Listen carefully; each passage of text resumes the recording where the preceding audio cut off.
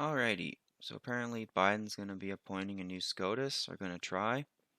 So I found a video snippet that's somewhat disturbing to me. Here, take a listen. Entitled The Hand of Oppression, Plea Bargaining Processes.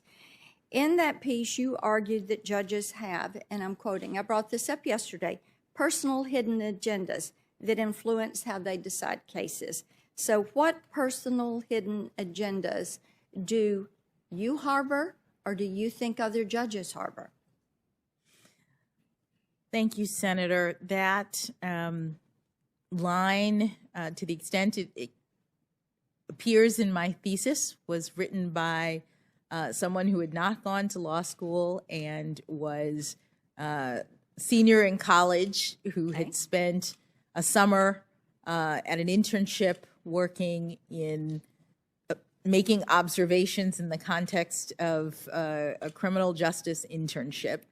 It is not a view that I hold. So right there, she's taking the route of it happened 30 years ago. It's not relevant for today. Well, yeah, it does matter because that determines your character. And the fact that she's using the excuse of, oh, it happened 30 years ago, tells me she's just another diversity hire. Now, if she had said, yes, I wrote that, but I don't hold those beliefs anymore, I'd respect her because she's owning up to it. An example from my life would be when I was 18, I thought communism was cool.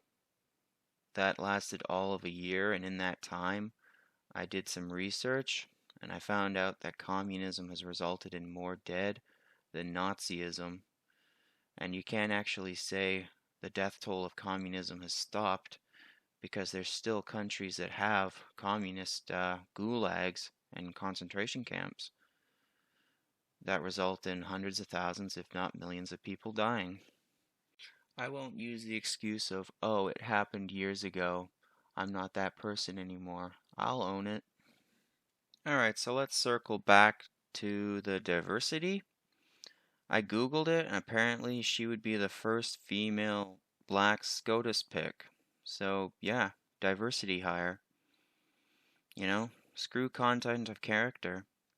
So much for judge not by color of skin, but by content of character. Martin Luther King Jr. would be rolling around in his grave. And this is why I believe that the Biden administration is horrible, because they took MLK Jr.'s dream and then they twist it when they do stuff like this into a nightmare from which there's no escape.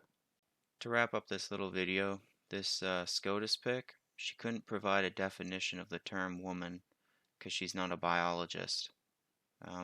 Okay. Gender fluidity judge, I guess. Alright, that's pretty good for my ramblings for the day. Take care. I'll link the video in the description.